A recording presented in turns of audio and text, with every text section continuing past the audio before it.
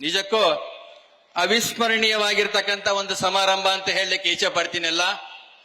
ಯಾಕೆಂತ ಹೇಳಿದ್ರೆ ದೇವಾಂಗ ಜನಾಂಗ ನಿಮಗೆಲ್ಲ ಗೊತ್ತಿರಬಹುದು.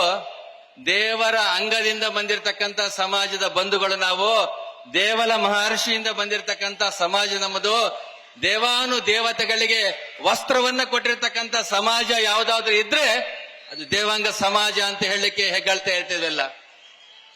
ಇಂಥ ಒಂದು ಅವಿಸ್ಮರಣೀಯವಾಗಿರ್ತಕ್ಕಂಥ ಸಮಾರಂಭ. ಮನುಷ್ಯನಿಗೆ ಒಂದು ಹೊತ್ತು ಊಟ ಇಲ್ಲಂದ್ರೂ ಪರವಾಗಿಲ್ಲ, ಬಟ್ಟೆ ಬಹಳ ಮುಖ್ಯ ಅಂತ ಹೇಳ್ತೀವಿ. ವಸ್ತ್ರ ಇಲ್ಲದಂತ ಮನುಷ್ಯ ನೋಡ್ಲಿಕ್ಕೆ ಆಗೋದಿಲ್ಲ, ಅಸಹ್ಯ ಆಗಿರುತ್ತೆ. ಹಾಗಾಗಿ ಒಂದು ಹೊತ್ತು ಊಟ ಇಲ್ಲಂದ್ರೆ ಕೇಳೋದಿಲ್ಲ, ಹೊಟ್ಟೆಗೆ ಹಿಟ್ಟು ಮುಖ್ಯ, ಹಿಟ್ಟಿಗಿಂತ ಬಟ್ಟೆ ಮುಖ್ಯ ಅಂತ ಹೇಳ್ತಾರೆ.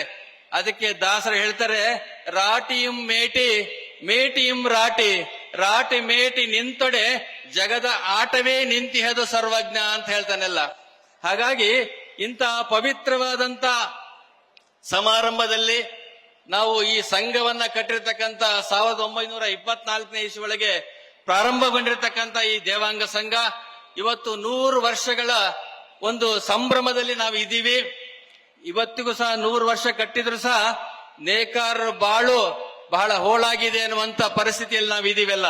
ಯಾಕೆಂತ ಹೇಳಿದ್ರೆ ಮಗ್ಗ ಮಾಡ್ತಕ್ಕಂಥವ್ರು, ಮಗ್ಗ ನೇಯ್ತಕ್ಕಂಥವ್ರು ಒಂದು ಕಡೆ ಕರೆಂಟಿನ ಸಮಸ್ಯೆ ಇದೆ, ಮತ್ತೊಂದು ಕಡೆ ಕಚ್ಚಾ ವಸ್ತುಗಳ ಸಮಸ್ಯೆ ಇದೆ, ಮತ್ತೊಂದು ಕಡೆ ನಮಗೆ ಮಾರ್ಕೆಟ್ ಅನ್ನುವಂಥದ್ದು ಸರಿಯಾಗಿ ಸಿಗ್ತಾ ಇಲ್ಲ ಅನ್ನುವಂಥದ್ದನ್ನ ನೇಕಾರರ ಗೋಳು ಕೇಳಲಾರದ ಪರಿಸ್ಥಿತಿ ಒಳಗೆ ನಾವು ಇದೀವಿ ಇವತ್ತಿನ ದಿವಸ.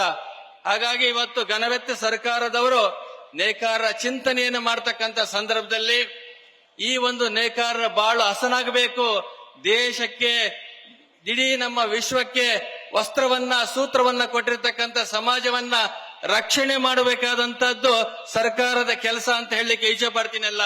ಹಿಂದೆ ರಾಜ ಮಹಾರಾಜರಿದ್ರು, ಮೈಸೂರು ಮಹಾರಾಜರಿದ್ರು, ವಿಜಯನಗರ ಸಾಮ್ರಾಜ್ಯ ರಾಜರಿದ್ರು. ಅವತ್ತಿನ ಕಾಲದಲ್ಲಿ ಕೊಟ್ಟಿರ್ತಕ್ಕಂಥ ಆಶ್ರಯ ಇವತ್ತು ರಾಜಾಶ್ರಯ ಇಲ್ಲ, ಇವತ್ತು ಜನಾಶ್ರಯ ಬೇಕಾಗಿದೆ.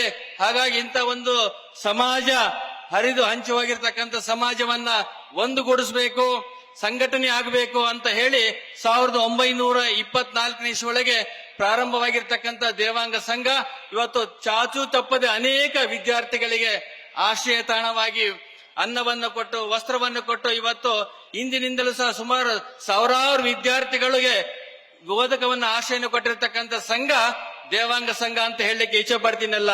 ಇಂಥ ಸಂಘದಲ್ಲಿ ಓದಿರ್ತಕ್ಕಂಥ ಅನೇಕ ಇವತ್ತು ವಿದ್ಯಾರ್ಥಿಗಳು ಇವತ್ತು ಒಳ್ಳೆ ಒಳ್ಳೆ ವಿದ್ಯಾರ್ಥಿ ಜೀವನದಲ್ಲಿ ರೂಪಿಸಿ ಮುಂದೆ ಅವರ ಒಂದು ಭವಿಷ್ಯದಲ್ಲಿ ಅನೇಕ ಸರ್ಕಾರಿ ಅರ ಸರ್ಕಾರಿಯಲ್ಲಿ ಕೆಲಸ ಮಾಡಿರ್ತಕ್ಕಂಥದ್ದು ಕಾಣ್ತಾ ಇದ್ದೀವಿ.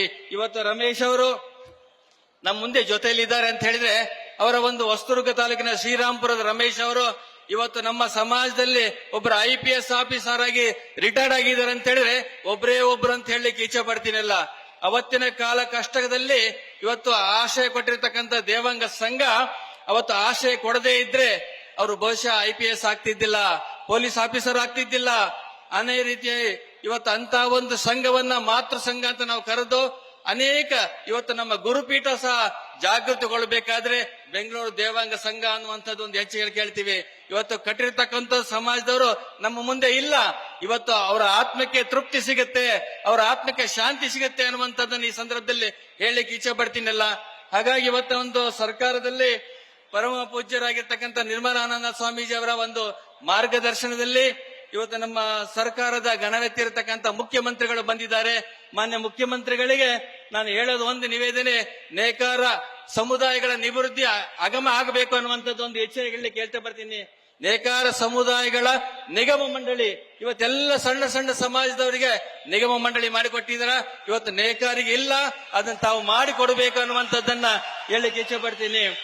ಅದೇ ರೀತಿಯಾಗಿ ನಮ್ಮ ಒಂದು ನೇಕಾರಲ್ಲಿ ಇರತಕ್ಕಂಥ ವಿದ್ಯುತ್ ಶಕ್ತಿ ತಾವೇನು ₹1 ಮಾಡಿದಿರ, ಇವತ್ತು ಎಲ್ಲರಿಗೂ ತಾವು 0% ತಾವು ಮಾಡಿದ್ರೆ ಮನೆಗಳಿಗೆ. ಅದೇ ರೀತಿಯಾಗಿ ನೇಕಾರಿಗೂ ಸಹ ವ್ಯವಹಾರದಲ್ಲಿ ಅವರ ಒಂದು ಮಗ್ಗಕ್ಕೆ 0% ಅನ್ನು ಕೊಡೋದ್ರಿಂದ ಸಮಾಜಕ್ಕೆ ಉತ್ತೇಜನ ಕೊಟ್ಟಂತಾಗತ್ತೆ ಅನ್ನುವಂತ ಮಾತನ್ನು ಈ ಸಂದರ್ಭದಲ್ಲಿ ಹೇಳಲಿಕ್ಕೆ ಇಚ್ಛೆ ಪಡ್ತೀನಿ. ಅದರ ಜೊತೆಯಲ್ಲಿ ನೇಕಾರರು ನೇಯ್ದಂತ ಬಟ್ಟೆಯನ್ನ ನಮ್ಮ ಸರ್ಕಾರಿ ಇರ್ತಕ್ಕಂಥ ಹಾಸ್ಪಿಟಲ್ ಆಗಿರ್ಬೋದು, ಸ್ಕೂಲು ಶಾಲಾಗಳಾಗಿರ್ಬೋದು, ಅವರಿಗೆ ವಿತರಣೆ ಮಾಡುವಂತ ಕೆಲಸವನ್ನ ತಾವು ಮಾಡಿಕೊಡ್ಬೇಕನ್ನುವಂತ ಮಾತನ್ನ ಈ ಸಂದರ್ಭದಲ್ಲಿ ಹೇಳಲಿಕ್ಕೆ ಇಚ್ಛೆ ಪಡ್ತೀನಲ್ಲ. ಅದೇ ರೀತಿಯಾಗಿ ನಮ್ಮ ಸಮಾಜದಲ್ಲಿ ಹಿಂದುಳಿದಿರ್ತಕ್ಕಂಥ ಸಮಾಜದ ಬಂಧುಗಳಿಗೆ ಇವತ್ತು ಸರಿಯಾಗಿರ್ತಕ್ಕಂಥ ನೆಲೆಗಳು ಇಲ್ಲ.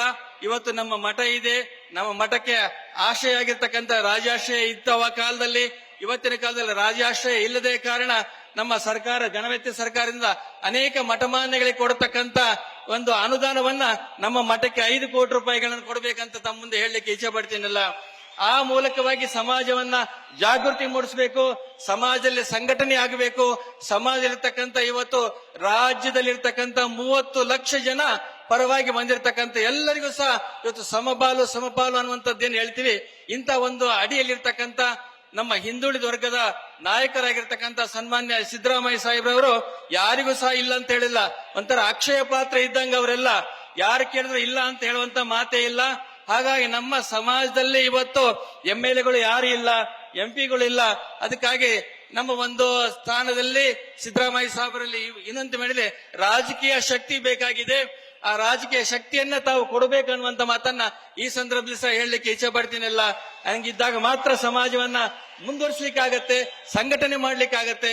ಇವತ್ತು ನಮ್ಮಲ್ಲಿರ್ತಕ್ಕಂಥ ಉಮಾಶಿ ಮೇಡಮ್ ಇದ್ದಾರೆ, ರವೀಂದ್ರ ಕಲಬುರ್ಗಿ ಇದ್ದಾರೆ, ಗೋತಿ ಪೇಶರ್ ಇದ್ದಾರೆ, ಅನೇಕರಿದ್ದಾರೆ. ಅವರಿಗೆ ಒಂದು ಜವಳಿ ಇಲಾಖೆ ಆಗಿರ್ಬೋದು, ಮತ್ತೊಂದು ಇಲಾಖೆಗಳಿಗೆ ಜವಾಬ್ದಾರಿಯನ್ನು ಕೊಟ್ರೆ ಖಂಡಿತವಾಗಿ ಸಮಾಜವು ಸಹ ನಿಮ್ಮ ಮುಂದೆ ಯಾವತ್ತು ಇರುತ್ತೆ ಅನ್ನುವಂತ ಮಾತನ್ನು ಈ ಸಂದರ್ಭದಲ್ಲಿ ಹೇಳಲಿಕ್ಕೆ ಇಚ್ಛೆ ಪಡ್ತೀನಲ್ಲ. ಹಾಗಾಗಿ ಇಂಥ ಒಂದು ಅಪರೂಪವಾಗಿರ್ತಕ್ಕಂಥ 100 ವರ್ಷದ ಒಂದು ಇತಿಹಾಸ ಬರೀತಕ್ಕಂಥ ಸಮಾರಂಭದಲ್ಲಿ ನೀವು ಎಲ್ಲರೂ ಸಹ ಭಾಗಿಯಾಗಿದ್ದೀವಿ. 1924ನೇ ಇಸ್ವಿಯೊಳಗೆ ಅವತ್ತಿನ ಕಾಲದಲ್ಲಿ ಸಮಾಜದ ಬಂಧುಗಳು 1 ರೂಪಾಯಿ, 4 ಆಣೆ, 8 ಆಣೆ ಸೇರಿಸಿ ಸಂಘವನ್ನು ಕೊಟ್ಟಿರ್ತಕ್ಕಂಥದ್ದು ನಾವು ಮಾಡ್ತಿದ್ವಿ. ಇವತ್ತು ಸಂಘ ಸ್ಥಿರವಾಗಿ ನಿಂತಿದೆ. ಬೆಂಗಳೂರು ದೇವಾಂಗ ಸಂಘ ಅಭೂತಪೂರ್ವವಾಗಿ ಬೆಳೆದಿದೆ. ಇವತ್ತು ಶಾಲಾ ಕಾಲೇಜ್ ಆಗಿದೆ ಅಂತ ಹೇಳಿದ್ರೆ ಅಷ್ಟಕ್ಕೆ ಸೀಮಿತವಲ್ಲ, ಇಡೀ ರಾಜ್ಯದಲ್ಲಿ ಇನ್ನೂ ಸಂಘಟನೆ ಆಗಬೇಕಾಗಿದೆ. ಹಾಗಾಗಿ ಘನವೆತ್ತ ಸರ್ಕಾರವು ಈ ಸಮಾಜಕ್ಕೆ ಕಣ್ತೆರಿಬೇಕು, ಸಮಾಜಕ್ಕೆ ಬೆಳಕನ್ನು ಕೊಡಬೇಕನ್ನುವಂತ ಮಾತನ್ನ ಈ ಸಂದರ್ಭದಲ್ಲಿ ಹೇಳ್ತಾ ತಮ್ಮೆಲ್ಲರ ಪರವಾಗಿ ಮಾನ್ಯ ಮುಖ್ಯಮಂತ್ರಿಗಳಲ್ಲಿ ನಿವೇದನೆ ಮಾಡಿ ಈ ಸಮಾಜದ ಬಂಧುಗಳಿಗೆ ಶಕ್ತಿಯನ್ನು ತುಂಬಬೇಕು, ರಾಜಕೀಯ ಶಕ್ತಿಯನ್ನು ಕೊಡಬೇಕು ಅನ್ನುವಂತ ಮಾತನ್ನ ಈ ಸಂದರ್ಭದಲ್ಲಿ ಹೇಳ್ತಾ ತಮ್ಮೆಲ್ಲರಿಗೂ ಒಳ್ಳೇದಾಗ್ಲಿ ಅಂತೇಳಿ ತುಂಬರಿಂದ ಹಾರೈಸುತ್ತೆ 2 ಮಾತನ್ನ ಮುಕ್ತಾಯ ಮಾಡ್ತೀವಿ. ಜೈ ದೇವಾಂಗ, ಜೈ ಜೈ ದೇವಾಂಗ. ನ್ಯೂಸ್ ಫಸ್ಟ್ ನಿರ್ಭೀತಿಯಿಂದ ನಿಮ್ಮ ಪರವಾಗಿ.